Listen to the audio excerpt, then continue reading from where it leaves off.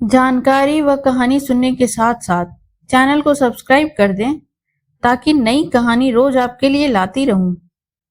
नवरात्रि के प्रथम दिन मां शैलपुत्री की पूजा होती है। शैलपुत्री हिमालय की पुत्री हैं।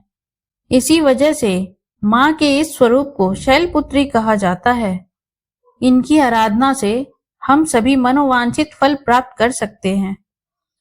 मां शैलपुत्री को प्रसन्न करने के लिए यह ध्यान मंत्र जपना चाहिए। इसके प्रभाव से माता जल्दी ही प्रसन्न होती हैं और भक्त की सभी कामनाएं पूर्ण करती हैं। आइए जानते हैं मां शैलपुत्री से जुड़ी सभी बातें, जैसे कि पूजा विधि, मंत्र, भोग, प्रिय रंग, कथा आदि। मां शैलपुत्री की पूजा विधि। नवरात्रि के पहले दिन प्रातः स्नान करके निवृत्त हो जाएं।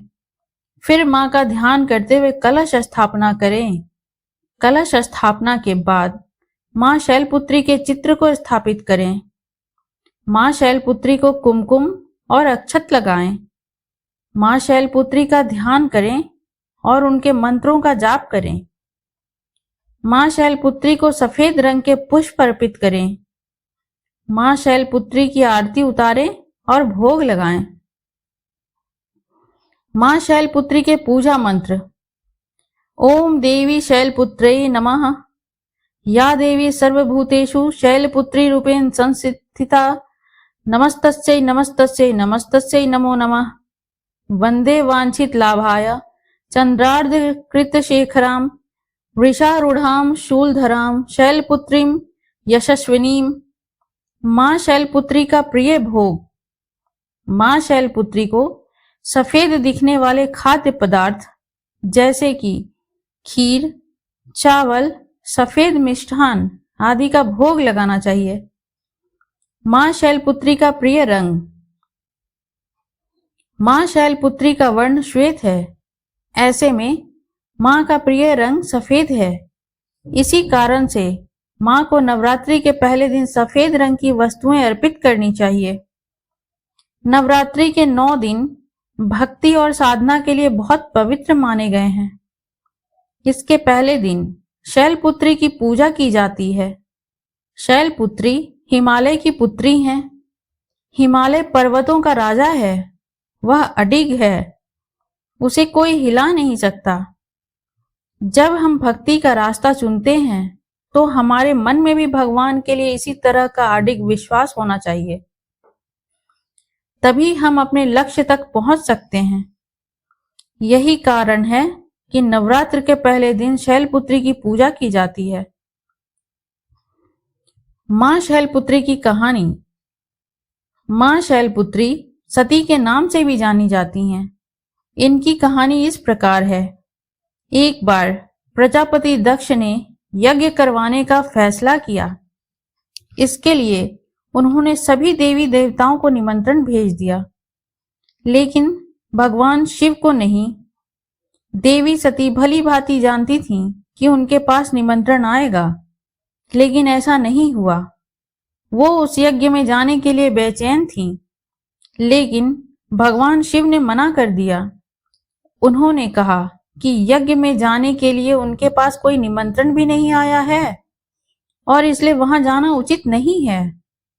सती नहीं मानी और बार बार यज्ञ में जाने का आग्रह करती रहीं।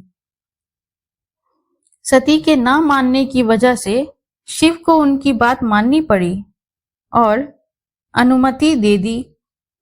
सती जब अपने पिता प्रजापति दक्ष के यहाँ पहुंची तो देखा कि कोई भी उनसे आदर और प्रेम के साथ बातचीत नहीं कर रहा है। सारे लोग मुंह फेरे हुए हैं और सिर्फ उनकी माता ने स्नेह से उन्हें गले लगाया। उनकी बाकी बहनें उनका उपहास उड़ा रही थीं और सती के पति भगवान शिव को भी तिरस्कृत कर रही थीं। स्वयं दक्ष ने भी अपमान करने का मौका ना छोड़ा। ऐसा व्यवहार देख सती दुखी हो गईं। अपना और अपने पति का अपमान उनसे सहन ना हुआ और फिर अगले ही पल उन्होंने वो कदम उठाया जिसकी कल्पना स्वयं दक्ष ने भी नहीं की होगी।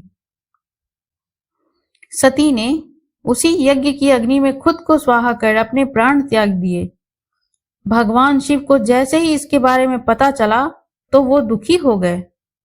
दुख और गुस्से की ज्वाला में जलते हुए शिव ने उस यज्ञ को ध्वस्त कर दिया।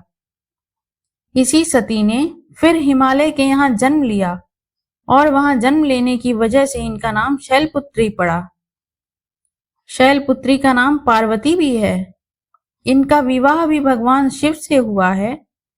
मां शैलपुत्री का वास काशी नगरी वाराणसी में माना जाता है। वहां शैलपुत्री का एक बेहद प्राचीन मंदिर है, जिसके बारे में मान्यता है कि यहाँ मां शैलपुत्री के सिर्फ दर्शन करने से ही भक्त जनों की मुरादें पूरी हो जाती हैं। कहा तो यह भी जाता है कि नवरात्र के पहले दिन यानी प्रतिपदा को जो भी भक्त वहां शैलपुत्री के दर्शन करता है, उसके सारे वैवाहिक जीवन के कष्ट दूर हो जाते हैं। चूंकि मां शैलपुत्री का वाहन वृषभ है, इसलिए उन्हें वृषारूढ़ाम भी कहा जाता है। इनके बाएं हाथ में कमल और दाएं हाथ में त्रिशूल रहता है।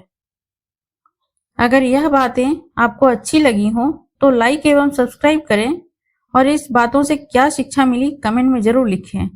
धन्यवाद।